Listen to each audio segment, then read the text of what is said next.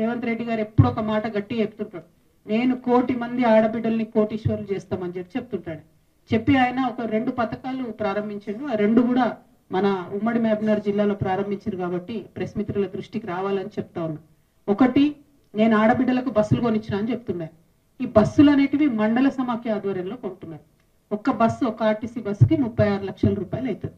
36 లక్షల రూపాయల్లో గవర్నమెంట్ ఏం చేసిందంటే 30 లక్షలేమో ఫండ్ ఇచ్చింది, 6 లక్షలేమో మండల సమాఖ్య కలుపుకోవాలి. అంటే ఈ 36 లక్షలతోనే ఒక బస్సు కొంటాం. ఈ బస్సు కొని ఆర్టీసీ కిరాయికి ఇస్తారు. ఆర్టీసీ కిరాయి ఇస్తే ఆర్టీసీ ఏం చేస్తుంది, నెలకు 69,000 రూపాయలు కిరాయి ఇస్తారు. ఈ 69,000 రూపాయలు ఎవరి చేతిలో ఉంటాయి, మండల సమాఖ్య చేతిలో ఉంటాయి. ఆ 69,000 రూపాయల నుంచి మండల సమాఖ్య దాదాపు 19,000 రూపాయలు వాళ్ళ ఖర్చులకు వాడుకోవచ్చు.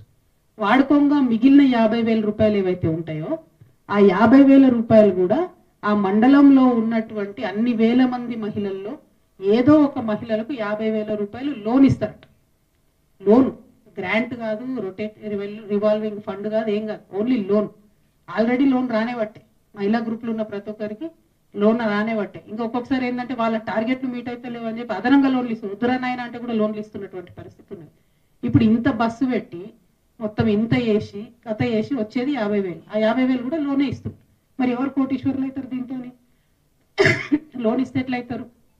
At the same time petrol bunk జిల్లా సమాఖ్య చేతిలో ఉంటుంది. ఆ వచ్చేటటువంటి ఏదన్నా 1 లక్షనో 2 లక్షలో మిగిలితే అది కూడా జిల్లా సమాఖ్య చేతుల్లో ఉంటుంది. మళ్ళీ దాన్ని కూడా ఏం చేస్తారు, ఆ జిల్లాలో ఉండే అన్ని వేల మంది మహిళలలో ఎక్కడో ఎవరో ఒకరికి లోన్ ఇస్తారు తప్పితే ఏమీ గ్రాంట్ కాదు. కాబట్టి మీరు ఏదైతే 1 కోటి మంది మహిళలను కోటీశ్వరులు చేస్తామని చెప్తున్నారో అదంతా ఉట్టి ట్రాష్. ఆడబిడ్డల్ని మోసం చేయడం తప్ప ఇంకోటి ఏం లేదు. రేవంత్ రెడ్డి గారు, ఆడబిడ్డలు నిజంగా మీరు కోటీశ్వరులు చేయాలనుకుంటే రివాల్వింగ్ ఫండ్ ఇవ్వండి. ఒక్కొక్క ఆడబిడ్డ ఏదైనా చిన్న వ్యాపారం పెట్టుకోవాలంటే, 5-6 లక్షల వ్యాపారం పెట్టుకోవాలంటే 3 to 4 lakhs మీరు ఫండ్ ఇచ్చేయండి. డైరెక్ట్ ఒక 2 lakhs లోన్ ఇవ్వండి. ఆమె ఎదుగుతుంది, ఏదైనా కొనుక్కుంటుంది, దాంతో కొంత డెవలప్మెంట్ అవుతుంది. అట్లా చేయలేకపోతే మీరు అబద్ధాలు చెప్పడం బంద్ చేయండి. కోటీశ్వర్లను చెప్తాం అని చెప్పి మసిబూసి మారేడుకాయ చేయడం కరెక్ట్ కాదు.